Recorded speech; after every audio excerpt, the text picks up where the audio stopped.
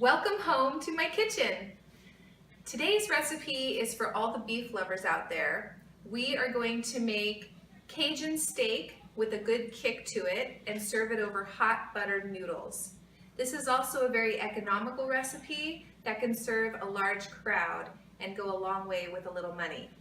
So all you really need is some thick London broil. Because my recipe will serve 12 to 14 people, I need at least 5 pounds of meat. We are going to make our own Cajun rub with these spices that I already had in my pantry. And then a couple packages of fettuccine noodles, some butter, and parmesan. So all of these ingredients only cost me $33 total, which serving 12 people comes out to only $2.75 a plate for 12 people. Pretty good deal. So let's get started. The first thing we want to do is combine our spices to make a Cajun seasoning rub. I'm sure you can buy pre-made seasoning in the grocery store. There's probably some great brands out there, but I've just always made my own and will continue to do so. So for my Cajun rub, you're going to need fennel seed, oregano, salt and pepper, some cayenne pepper, and paprika. So the first step is to crush the fennel seeds.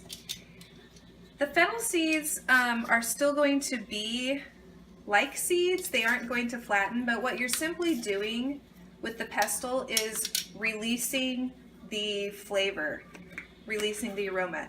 So if you don't crush it, you're not going to get the full flavor. And yes, I am using half of a pestle because one of my kids dropped it and cracked it in half, and I'm too cheap to buy a new one when this one works just as well. So I'm just taking it and I'm just grinding these seeds. As you can see, they're not flattening. We're just releasing the flavor.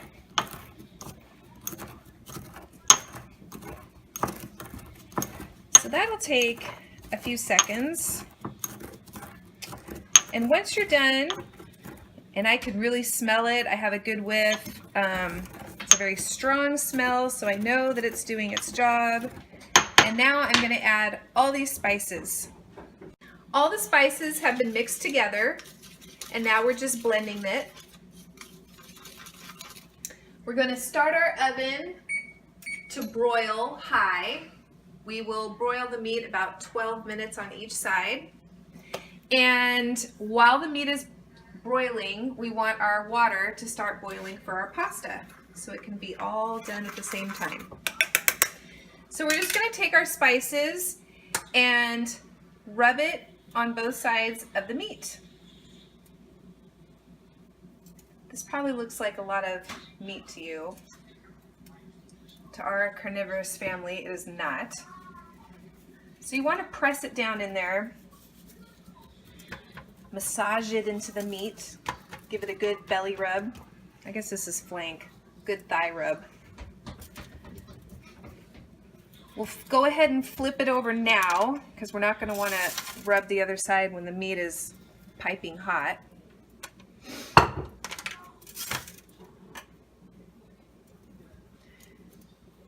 And once we get that rubbed in there, we'll just wait for our oven to reach hot temperature. You want it as hot as possible on the highest setting.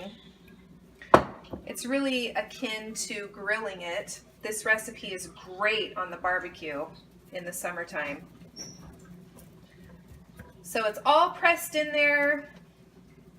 Both sides are completely covered, and we are ready for grilling. Normally when you broil, you want the rack on the highest setting.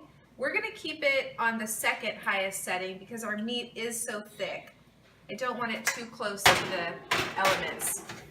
I had mentioned that we're going to grill it or broil it 12 minutes per side, but I'm going to start out with 10 minutes because it's better to be undercooked than overcooked. There's nothing worse than overdone, tough steak. So we'll check it after 10 minutes. So the first side is done. It looks great. Looks like 10 minutes was enough time. And we're just gonna flip it over on the other side. And I don't know, I think I'm gonna play it safe and only cook it 8 minutes on this side. We can always cut it and check it.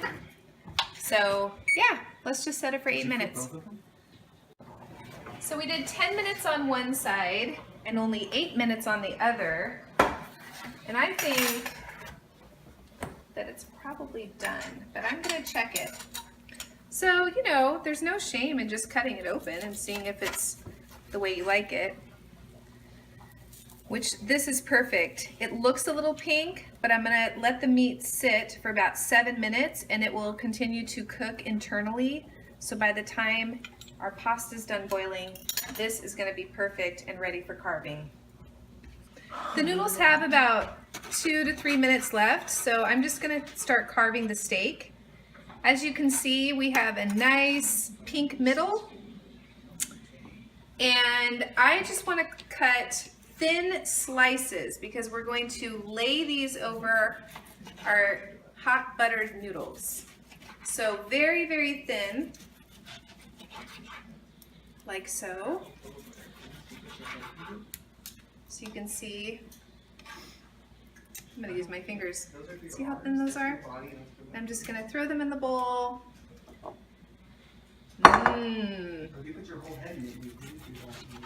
Juices, the rub, all adds to the yumminess of this beef dish. It's cutting just like butter, nice and tender.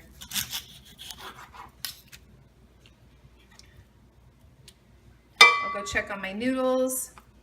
See all that juice? That's gonna go great.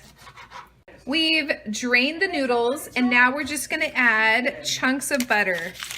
In my opinion, you cannot have too much butter on anything, so don't be afraid. Butter is life. Butter is life. That's true. So, you know, half cup, who cares? You're just gonna wanna melt that butter, get it all over the noodles. We're also going to dump about a cup of parmesan in there. Again, we just want that butter to melt.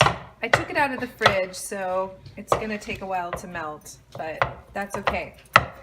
So you're going for hot buttered cheesy noodles. We have our bowl of medium rare steak, nice and juicy, with that spicy Cajun rub. And in a few minutes, we're gonna combine the two. And now it's time to serve Brian's plate. So we have our cheesy buttery noodles, steaming hot. And we're gonna top it with some spicy, juicy steak pieces, thinly sliced for easy biting. Top it off with a piece of garlic bread. And now it's your turn. So our next, where's my butter? I did buy butter. Seth, did you move the butter somewhere? Nope. Butter's right there. Oh, you did move it. What's always that? What's with your Instagram post today? I'm done with Check a friend me of mine. out. What is not all breakups are Never said. That's the good stuff right there. Yes. Oh.